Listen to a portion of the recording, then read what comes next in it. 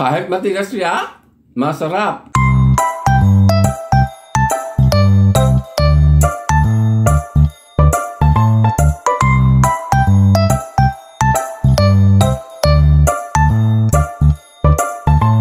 morning mga friendship. Ito, piniprito ko nga pala yung pusit. Ihalo ko tong pusit na to dito sa ulam ko ngayong tanghalian tsaka hapunan. Ayan, okay na to mga friendship. Kanina ko pa to piniprito. Hahanguin ko na siya mga friendship.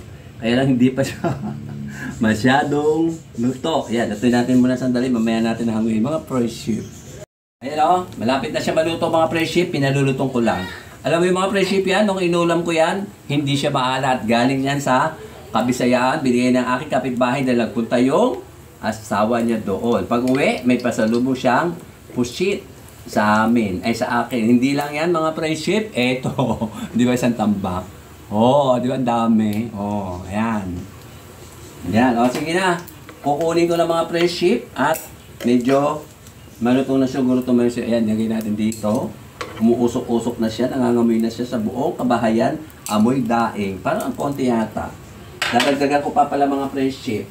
Dadagdagan ko pa siya. Ayan. Mga 4 pa. Para naman may lasa. Ayan.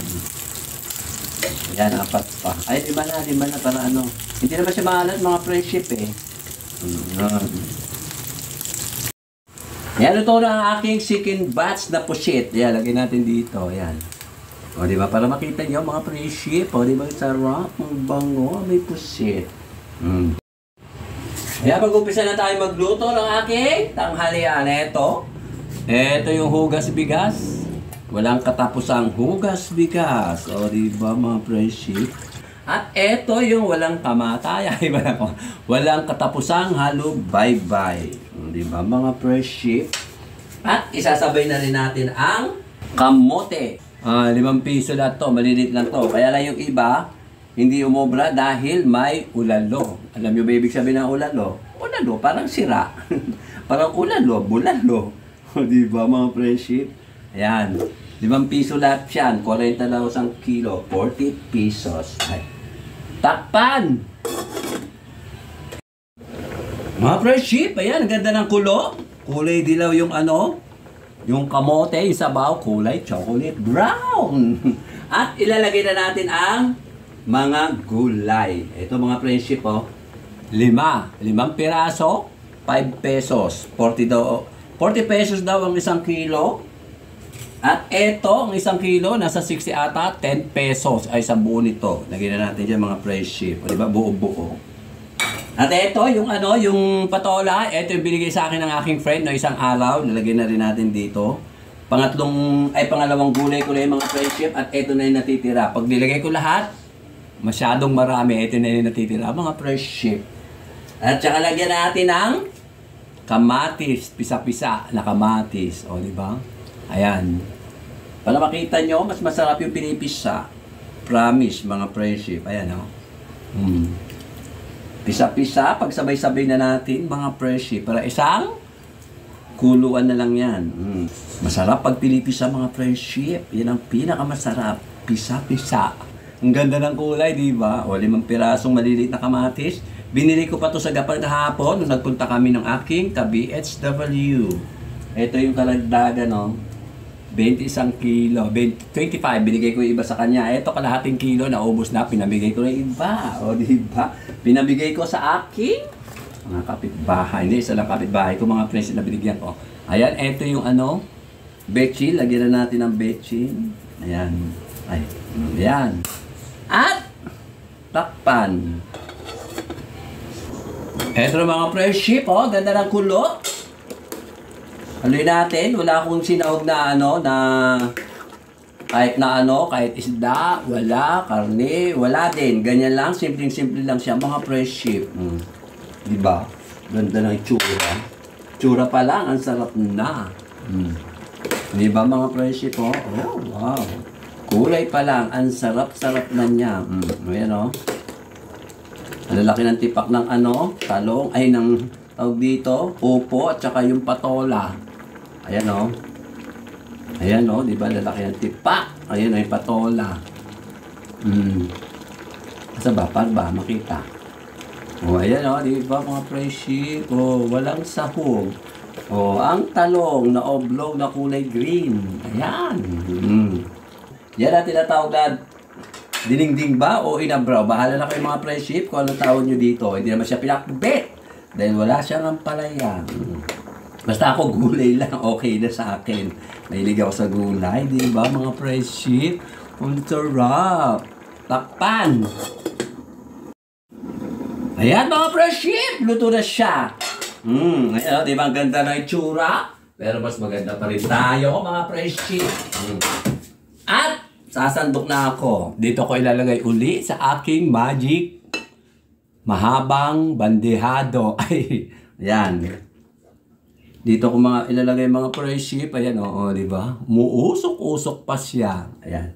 Para makita nyo, ilapit ko sa aking camera woman. Ayan, Di ba? Laki ng ay yung talong na kulay berding oblong. Ayan.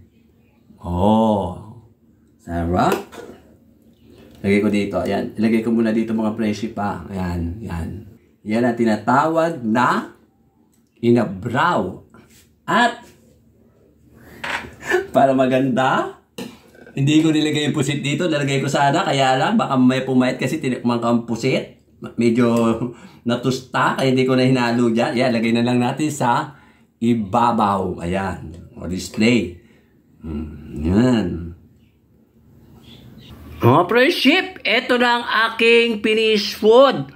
Dinengdeng ba o inabraw na mayroong patola, upo, upot kalabasa, pero walang kalabasa, talong na kulay green, na oblong, kamote, kamatis, tsaka inibabawang ko ng pusit na daing. Kasi pag hinalo ko, baka pumait ng sabaw dahil tinikman ko yung pusit kanina. Medyo mapait dahil medyo nasunog. Diba mga friendship? Ayan mga friendship, kakain na ako. Anong oras na? Mag-alaw na. Tinanghali na ako ng kain. Ayan, papakita ko lang sa inyo yung aking nilutong inabraw o dinengdeng. Ito yung talong. Tikman natin ang talong. Mahilig ako sa talong. Lambot. At saka itong tawag dito, pusit. Kagaya ng sinabi ko na, hindi ko na hinalo kasi nga medyo mapait. Dahil nga medyo natusta. Ayun, malutong. Ayun, ibang amoy. Ibang amoy. Tapos ito yung patola. Ay, patola nga ba? Oo. At saka yung upo. At saka yung kamote. Pagsabay-sabay na natin isubo. So, malaki naman ang bibig ko. Susubo ko siya lahat. No. Marap siya mga friendship. Kasi luto ko. Ano ba? At ang pusit, pampalasa. Lutong.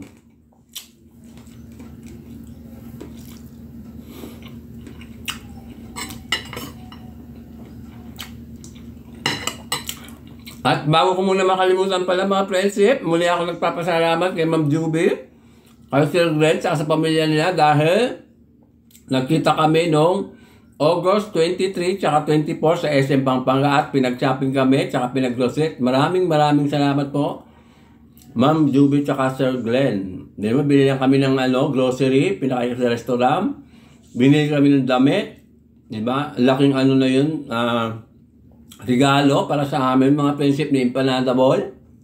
Maraming salamat at may kasama pang cash. Diba? Maaaring ngayon, nasa na sila ngayon?